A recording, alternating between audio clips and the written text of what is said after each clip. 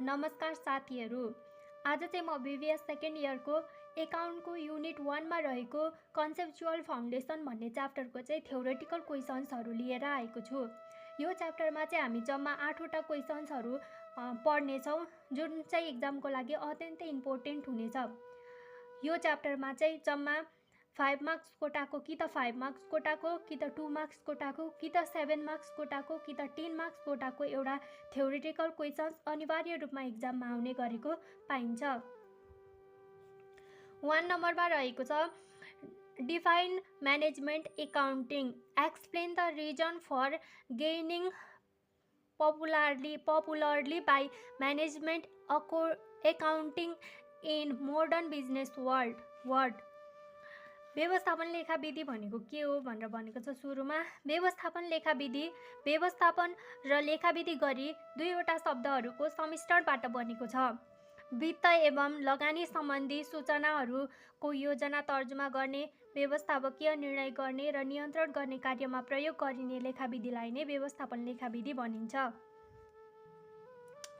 Objectives, function, advantages of management accounting, योजनाहरू तर्जुमा गर्नमा मद्दत गर्नु, पूर्वानुमान गर्नमा मद्दत गर्नु, तथ्याङ्कहरू प्रशोधन गर्नमा मद्दत गर्नु, तथ्याङ्कहरूको विश्लेषण र व्याख्या गर्नु, व्यवस्थापकीय निर्णय गर्नमा मद्दत गर्नु, सूचनाहरू सम्प्रेषण गर्नु, समन्वयमा मद्दत गर्नु, व्यवस्थापकीय निर्णयमा मद्दत गर्नु। त्यस्तै गरेर अर्को 2 नम्बरको क्वेसन्समा रहेको छ management accounting is the art of presenting to management such figure in terms of money or other units and assisting management to do its job discuss भनेर भनेको छ। व्यवस्थापन लेखा विधि भनेको चाहिँ पैसा, रुपैयाँ, पैसा र अन्य एकाइको सन्दर्भमा तथ्याङ्क व्यवस्थापनलाई प्रस्तुत गर्ने र आफ्नो काम गराउन मद्दत गर्ने कला हो, व्याख्या गर्नुहोस् भनेर भनेको छ। यसको एन्सर रहेको छ व्यवस्थापन लेखा विधि व्यवस्थापन र लेखा विधि गरी दुईवटा शब्दहरूको समिश्रणबाट बनेको छ।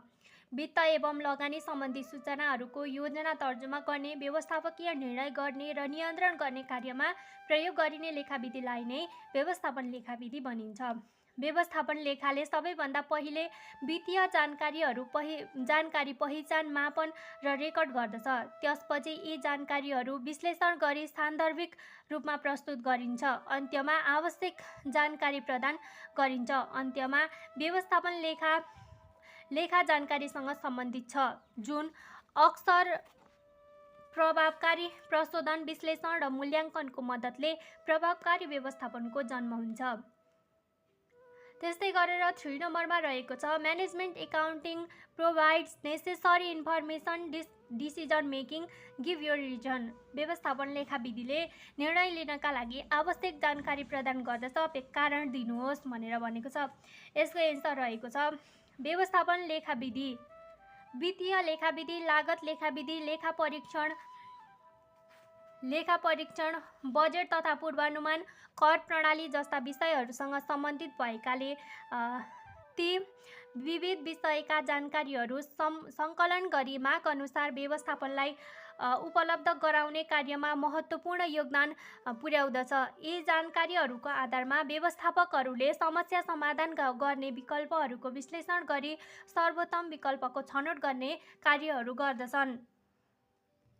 तसर्थ व्यवस्थापन लेखा विधिको सन्दर्भमा यो भन्न सकिन्छ कि व्यवस्थापन लेखा विधिले निर्णय गर्नका लागि मौद्रिक तथा अमौद्रिक प्रकृतिका जानकारीहरू उपलब्ध गराउँदछ।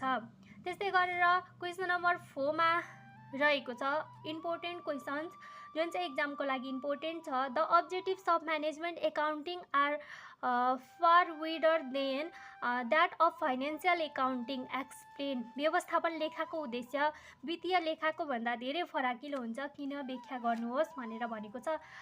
वित्तीय लेखा विधिले योजना तर्जुमा गर्ने, पूर्वानुमान गर्ने, कार्य सम्पादनको मूल्याङ्कन गर्ने र व्यवस्थापकीय निर्णयका लागि आवश्यक पर्ने सबै प्रकृतिका जानकारीहरू उपलब्ध गराउन सक्दैन। व्यवस्थापन लेखा विधिले एकातिर सूचनाहरूको सङ्कलन र विश्लेषण गर्ने कार्य गर्दछ भने अर्कोतिर यसले पूर्वानुमानको कार्यमा समेत मद्दत गर्दछ। यसको दृष्टिकोण विगत उन्मुख नभएर भविष्य उन्मुख छ। त्यसैले यो कुरा सही हो कि व्यवस्थापन लेखाविधि भनेको वित्तीय विधिका कार्यहरूको स्थानान्तरण मात्र नभएर व्यवस्थापकीय लेखाका उद्देश्यहरू वित्तीय लेखाका भन्दा व्यापक र विस्तृत छन्। 5 नम्बरमा रहेको छ state in brief any 5 limitations of management accounting. Limitations of management एकाउन्टिङका चाहिँ लिमिटेसन्सहरू चाहिँ के हुन्? अन्य लेखाविधिमा आधारित व्यवस्थापनको विकल्प होइन, व्यक्तिगत विचारमा आधारित विकासशील अवस्था खर्चिलो। यसलाई चाहिँ सूत्रमा अव्यव्य विख पनि भनेर भन्न सकिन्छ। त्यस्तै गरेर 6 नम्बरमा रहेको छ define cost accounting.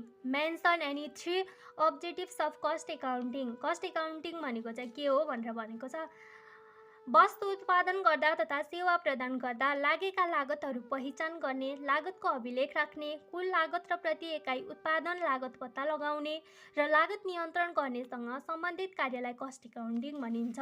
Objectives and functions of cost accounting. लागत पत्ता लगाउनु, लागत र नोक्सानीको विश्लेषण गर्नु, लागत नियन्त्रण गर्नु, विक्रय मूल्य निर्धारण गर्नमा मद्दत गर्नु, व्यवस्थापनलाई मद्दत गर्नु। त्यस्तै गरेर लिमिटेसन्स अफ कस्ट एकाउन्टिङ।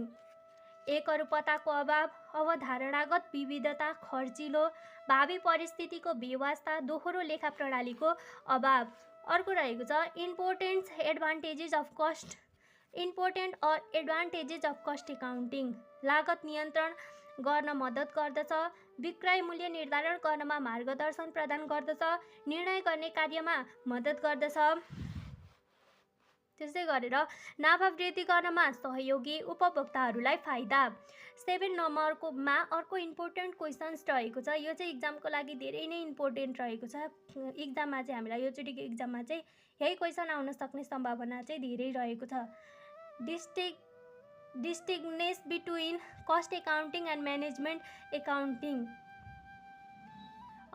यसको भिन्नता भनेको यो भिन्नताहरू चाहिँ कस्ट एकाउन्टिङ र म्यानेजमेन्ट एकाउन्टिङका भिन्नताहरू चाहिँ के हुन् भन्न खोजेको। सुरुमा चाहिँ कस्ट एकाउन्टिङ र म्यानेजमेन्ट एकाउन्टिङको चाहिँ परिभाषा लेख्दाखेरि भइहाल्यो। कस्ट एकाउन्टिङ भनेको वस्तु उत्पादन गर्दा तथा सेवा प्रदान गर्दा लागेका लागतहरू पहिचान गर्ने, लागतको अभिलेख राख्ने, कुल लागत र प्रति एकाइ उत्पादन लागत पत्ता लगाउने र लागत नियन्त्रण गर्नेसँग सम्बन्धित कार्यलाई नै कस्ट एकाउन्टिङ भनिन्छ। म्यानेजमेन्ट एकाउन्टिङ वित्त एवं लगानी सम्बन्धी सूचनाहरूको योजना तर्जुमा गर्ने, व्यवस्थापकीय निर्णय गर्ने र नियन्त्रण गर्ने कार्यमा प्रयोग गरिने लेखाविधिलाई नै व्यवस्थापन लेखाविधि भनिन्छ।